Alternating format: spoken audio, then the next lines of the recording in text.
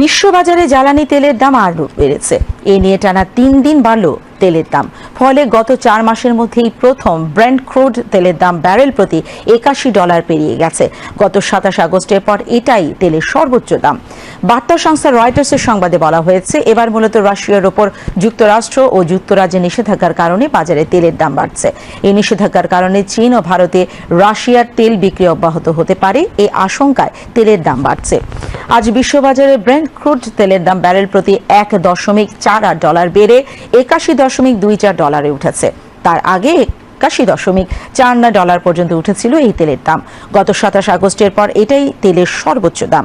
ব্রেন্ট ক্রুডের সঙ্গে WTI ক্রুডের দামও বেড়েছে। এই তেলের দাম ব্যারেল প্রতি $1.53 বা 2% বৃদ্ধি পেয়ে $78.10 উঠেছে। এর আগে তা $78.39 উঠেছিল। চলতি জানুয়ারি মাসে 8 তারিখের পরেই উভয় জাতের তেলের দাম ব্যারেল প্রতি 6% বেশি বেড়েছে। গত শুক্রবার রাশিয়ার তেলে যুক্তরাষ্ট্রের নিষেধাজ্ঞার প্রভাব আছে।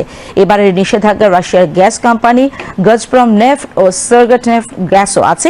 সেই সঙ্গে আছে রাশিয়ার তেল পরিবহন করা 183টি জাহাজ। মূলত তেল বিক্রি করে রাশিয়ার যুদ্ধ করার সক্ষমতা যেন হ্রাস পায় তা নিশ্চিত করতে বাইডেন প্রশাসন এই নিষেধাজ্ঞা দিয়েছে। বিশেষ করে নিষেধাজ্ঞার তালিকায় তেলবাহী ট্যাঙ্কারের সংখ্যা দ্বিগুণ হওয়ার পর প্রভাব পড়বে রাশিয়ার তেল বাণিজ্যে। এসব ট্যাঙ্কারের মধ্যে অনেক ট্যাঙ্কার ভারত ও চীনে তেল সরবরাহ করত। এমনকি এগুলোর মধ্যে কিছু ট্যাঙ্কার ইরানে তেলও পরিবহন করত। এছাড়া শীতকালে বিশ্ববাজারে অপরিশোধিত তেলের চাহিদা বেড়ে যায়, তার সঙ্গে দামও বাড়ে। দীর্ঘদিন দাম কমার পর 2021 সাল থেকে বিশ্ববাজারে তেলের দাম বাড়তে শুরু করে। 2022 সালে রাশিয়া ইউক্রেন যুদ্ধ শুরুর পর অপরিশোধিত তেলের দাম ব্যারেল প্রতি সর্বোচ্চ $139 ওঠে। সে বছর গড়ে তেলের দাম $100 উপরে উঠেছিল।